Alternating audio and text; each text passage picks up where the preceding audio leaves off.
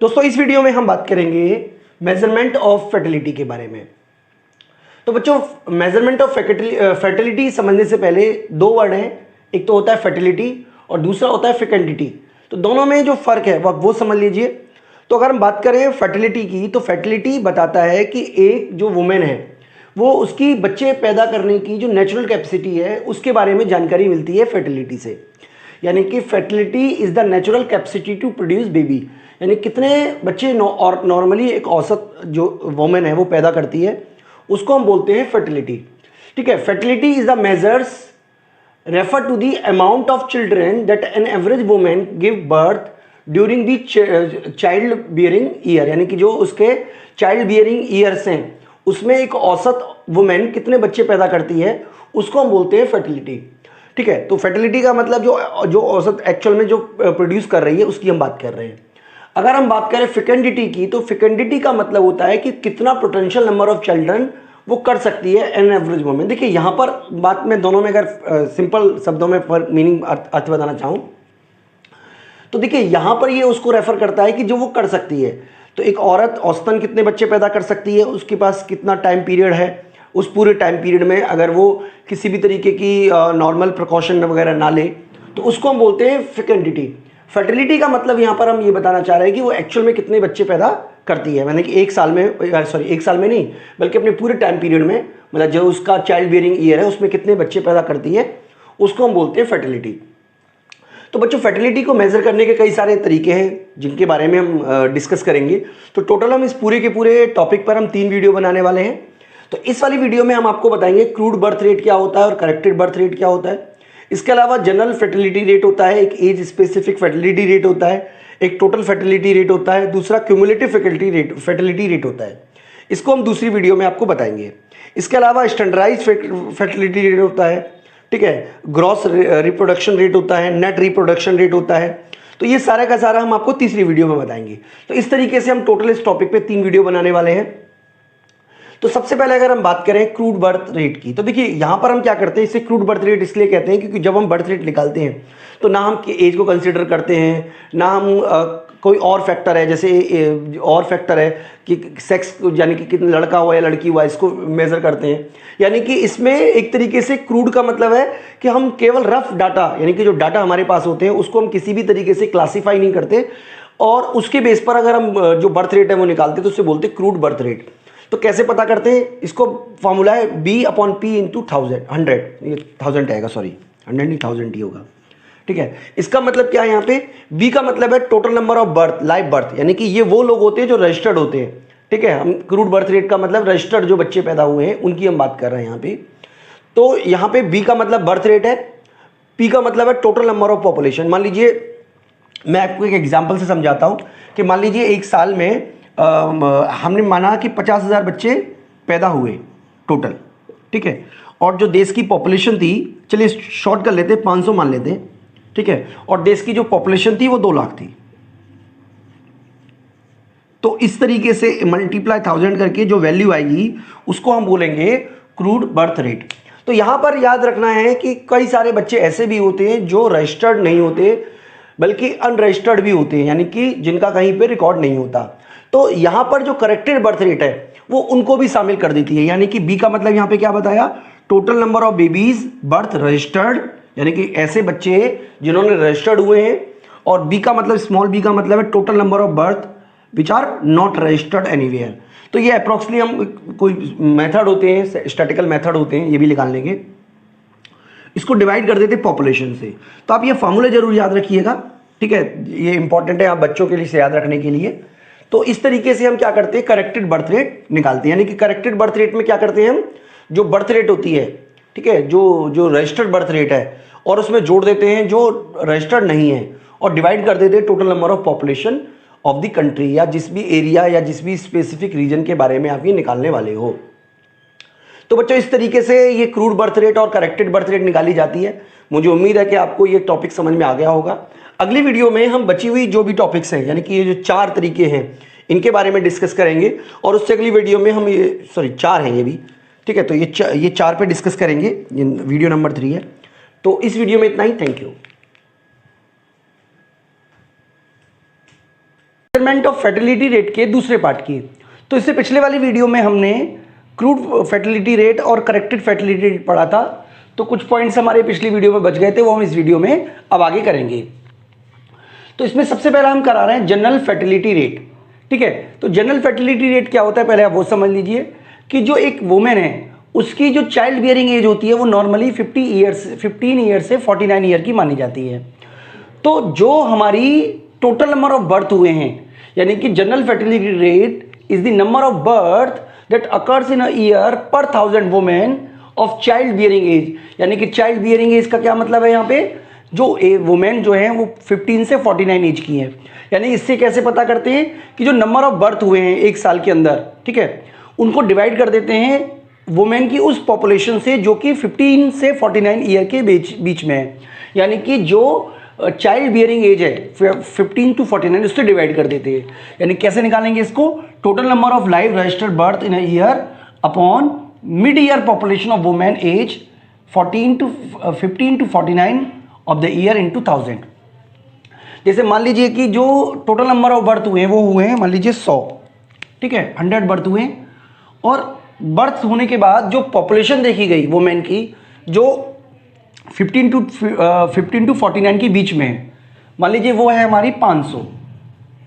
तो इस तरीके से हम क्या कर सकते हैं, अपनी जो जनरल फर्टिलिटी रेट है उसका अनुमान लगा सकते हैं। इसके अलावा दूसरा जो है वो है एज स्पेसिफिक फर्टिलिटी रेट।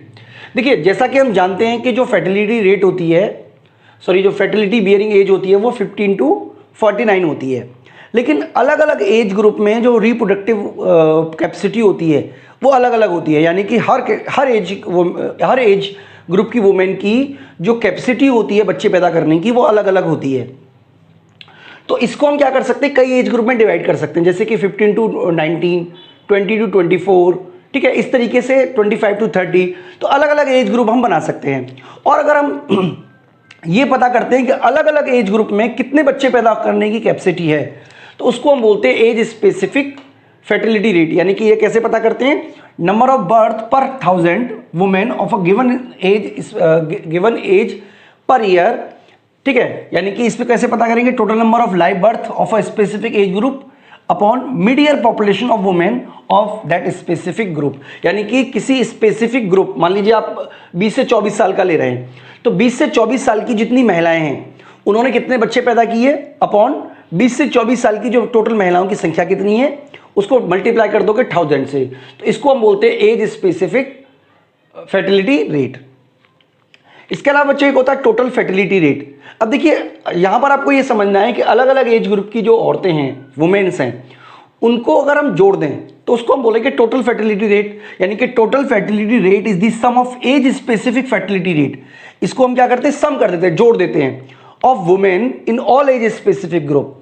यानी कि इसको जितनी भी एज ग्रुप है, मान लीजिए आपने 10 एज ग्रुप है या 20 एज ग्रुप है या 12 एज ग्रुप है, नॉर्मली आप एज ग्रुप देख लीजिएगा कितने एज ग्रुप आते हैं इसमें, ठीक है। तो उन सबको क्या करेंगे, उन सबकी जो टोटल पॉपुलेशन है उसको जोड़ देंगे या टोटल बर्थ है उसको जोड़ देंगे। कैसे निकालते हैं इसको, टोटल फर्टिलिटी रेट को sum of age specific fertility rate, यानी कि जो भी एज स्पेसिफिक फर्टिलिटी रेट है उसको जोड़ देंगे, मल्टीप्लाई कर देंगे उसको मैग्नीट्यूड ऑफ एज ग्रुप, जैसे कि यहाँ पे 5 लिया हुआ है उससे, और डिवाइड कर देंगे 1000 से। तो इससे हमें टोटल फर्टिलिटी रेट पता चल जाता है। जब हम बात करते हैं क्यूमुलेटिव फर्टिलिटी रेट की, तो ये भी टोटल फर्टिलिटी रेट की तरह है, बस इसको क्यूमुलेटिव सम किया जाता है। क्यूमुलेटिव सम तो आपको पता ही होगा, ठीक है, सीएफ की तरह। Cumulative sum of total number of birth of a specific age group per 1000, ठीक है। यानी कि पर 1000 वुमेन जो है वो डिफरेंट स्पेसिफिक उनके द्वारा कितने बच्चे पैदा किए गए, उसको क्यूमुलेटिव जो सम होता है उसको बोलते हैं क्यूमुलेटिव फ्रीक्वेंसी रेट। तो इस तरीके से बच्चों हमने देखा डिफरेंट फर्टिलिटी रेट के बारे में। अगली वीडियो में हम बची हुई जो फर्टिलिटी रेट्स हैं उनके बारे में बात करेंगे। इस वीडियो में इतना ही, थैंक यू।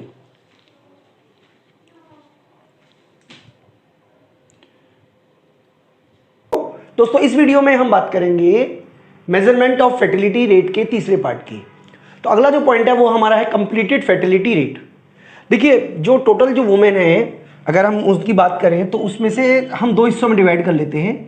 एक वो जो अपनी फर्टिलिटी की जो रिप्रोडक्टिव एज है, रियल लाइफ है, उसको पार कर चुकी है। यानी कि जैसे कि हम कह देते हैं प्रोडक्टिव में 15 से लेके 49 तक, तो ये वो हैं जो 50 या उससे ऊपर की एज वाली औरतें हैं। यानी कि उन्होंने क्या किया, अपना रिप्रोडक्टिव लाइफ जो है वो पूरी कर ली है। तो ये क्या है, उनका रेशो है जितना उन्होंने टोटल नंबर ऑफ चिल्ड्रन को बर्थ दिया अपनी रिप्रोडक्टिव एज में, और number of women who have completed their reproductive age. यानी कि ये क्या बताता था, average number of children born to a women once they have reached their reproductive life. यानी कि एक बार जब वो वुमेन अपनी रिप्रोडक्टिव लाइफ को पूरी कर चुकी है तो उन्होंने कितने बच्चों को पैदा किया अपनी रिप्रोडक्टिव लाइफ में। तो जो कंप्लीटेड फर्टिलिटी रेट है वो हमें बताती है। इसे कैसे पता करेंगे, टोटल नंबर ऑफ चिल्ड्रन ने कितने बच्चे पैदा किए, टोटल नंबर, ठीक है, अपने पूरे के पूरे जो रिप्रोडक्टिव लाइफ है यानी कि 15 साल से लेके 49 साल तक की, उसको मल्टीप्लाई कर देंगे 1000 से, यानी कि ताकि पर 1000 हमें पता चल जाए। इसके अलावा बच्चों एक होता है क्रोट या ग्रुप फर्टिलिटी रेट, यानी कि एक तरीके से इसमें क्या होता है, देखिए आपने जैसे पढ़ा था एज स्पेसिफिक फर्टिलिटी रेट, आपको याद होगा इससे पिछले वाली वीडियो में, उसमें हम क्या करते थे, अलग अलग एज ग्रुप के हिसाब से अलग अलग हम फर्टिलिटी रेट निकालते थे। लेकिन यहाँ पे हम कोई ग्रुप ले लेंगे, जैसे वो ग्रुप हो सकता है किसी एरिया का हो, जैसे मान लीजिए हम फर्टिलिटी रेट निकालना चाह रहे हैं तो बिहार का जो फर्टिलिटी रेट है वो हो सकता है दिल्ली की फर्टिलिटी रेट से अलग हो, या हो सकता है कि बिहार में भी अलग अलग जिलों में अलग अलग फर्टिलिटी रेट हो, या दिल्ली में भी हो सकता है कि अलग अलग जिलों में अलग अलग फर्टिलिटी रेट हो, या हो सकता है किसी कास्ट में अलग फर्टिलिटी रेट हो, ठीक है ना, डिफरेंट कास्ट का या डिफरेंट इकोनॉमिक स्टेटस का। तो यहाँ पर हम क्या करते हैं, यहाँ पे इसका मतलब ये हुआ कि ये उस स्पेसिफिक ग्रुप के बारे में बताता है, यानी कि जैसे एज स्पेसिफिक फर्टिलिटी रेट तो किसी एज स्पेसिफिक के बारे में बताता है, ये जो है क्रोट या ग्रुप फर्टिलिटी रेट ये किसी विशेष ग्रुप के बारे में बताता है, यानी कि total number of children birth given by specific group women upon number of women who have completed reproductive age, ठीक है, यानी कि स्पेसिफिक ग्रुप की जो वुमेन है वो अपनी रिप्रोडक्टिव एज को कंप्लीट कर चुकी है, उनका जो नंबर है। तो इससे जो हमें इसके बारे में जानकारी मिल जाती है जिसे हम ग्रुप फर्टिलिटी रेट कह रहे हैं। इसके अलावा बच्चों 2 पॉइंट और है, वो है ग्रॉस रिप्रोडक्टिव रेट और नेट रिप्रोडक्टिव रेट। देखिए ग्रॉस रिप्रोडक्टिव रेट जो है वो इस प्रिंसिपल पर बेस्ड है या इस एजम्पशन पर बेस्ड है कि जो महिलाएं पैदा होती हैं वो कल उन महिलाओं में, यानी कि जो बच्ची पैदा होती है, गर्ल्स चाइल्ड की बात कर रहे हैं, वो उन फीमेल्स को रिप्लेस कर देंगी जिनकी रिप्रोडक्टिव एज है। यानी कि इसको हम पता करने के लिए क्या करते हैं कि टोटल नंबर ऑफ गर्ल्स कितनी पैदा हुई जो कि फ्यूचर में जाके मां बनेंगी, यानी कि GRR का मतलब है it indicate the number of daughters each women can bear, ठीक है, by the time her reproductive period, यानी कि जो रिप्रोडक्टिव पीरियड है उसमें कितनी गर्ल्स चाइल्ड पैदा हुई इसके बारे में हमें बताता है। It represent the average number of daughters who would replace their mother and also known as the replacement index। तो इसमें बच्चों हम क्या करते हैं, सबसे पहले देखिए इसमें कैसे निकालते हैं, ये GRR कैसे निकालते हैं, number of female birth upon total number of birth, ठीक है, यानी कि एक तरीके से आप कह सकते हो ये सेक्स रेशो हो गया। इसको मल्टीप्लाई कर देते हैं TFR यानी कि total fertility. Total fertility rate कैसे निकालते हैं, आपको पिछली वीडियो में बताया था कि उसमें एज स्पेसिफिक फर्टिलिटी रेट को मल्टीप्लाई कर देते हैं 5 से। तो इस तरीके से हम इसको निकाल सकते हैं।